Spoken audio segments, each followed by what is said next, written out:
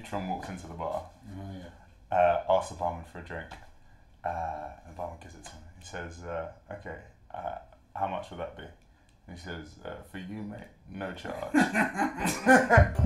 Oh, God, I'm sorry. Physics jokes are terrible. There you go. But I like it. That's it. That's it. Like the holy grail of physics. Yeah. The big question everyone wants to answer is to come up with a mathematics that explains the entire universe from the very large to the very small. Well, that's the thing, is as much as everyone wants to get concerned about chemistry and biology, it all boils down to physics. That's how you can describe absolutely everything. Yeah, exactly. The grand theory of everything. From the Big Bang to the future, right? Who doesn't want to know their own future? But that's why everyone's so concerned about the LHC, the Large Hadron Collider, because finding out what happened at the beginning of time. Yeah, they're trying to create the conditions of the Big Bang, trying to force subatomic particles to crash into each other at extremely high speeds or something, very close to The speed of light. Speed of light. Yeah. And hopefully we'll find in the after effects of that collision the fundamental building blocks of nature. And one of these, it's called the Higgs boson. The God particle. Well, it's what the play is about, isn't it? Finding out where we're heading, where it is we come from and where we're going to. Yeah, totally. Dürrenmatt wrote it in 1961. It was the beginning of the space age. And in the play, Mobius talks about the fact that he's cracked gravity. Right? Which means, right, that he not only understands how it works on our planet, but also how it works in the solar system at large, how it affects space-time. He talks about new energies and coming up with new engineering.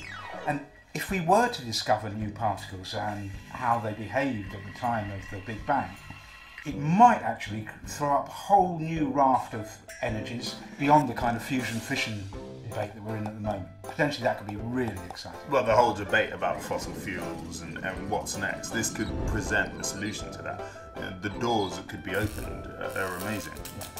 Perhaps I think even larger than the idea of the LHC is the idea of who we are and where we're coming from. Humans, I think by our nature, are compelled to know who their father was, why they're here. This goes back even as far as the Bible, when Solomon's there talking about wisdom is strength and knowledge is power. We're compelled to know everything. On the flip side, there's a Thomas Gray poem that says, ignorance is bliss, 'tis folly to be wise. Are there certain stones that should be left unturned? In a play, Dürrenmatt poses the question that Mobius has got all this knowledge, right?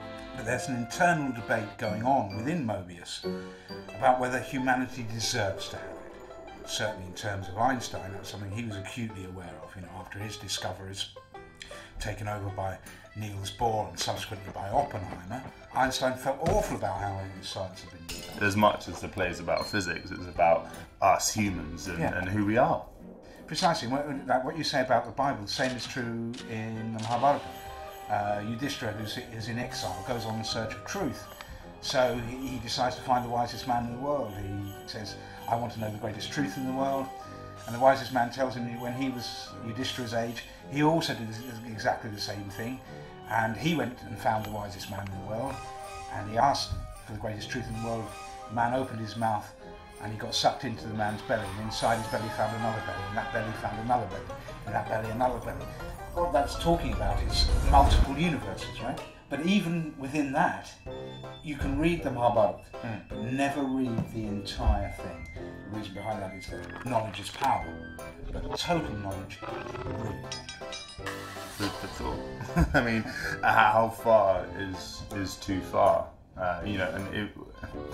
Once we know everything, can we unlearn it? Can you ever take that back? I don't know. Food for thought.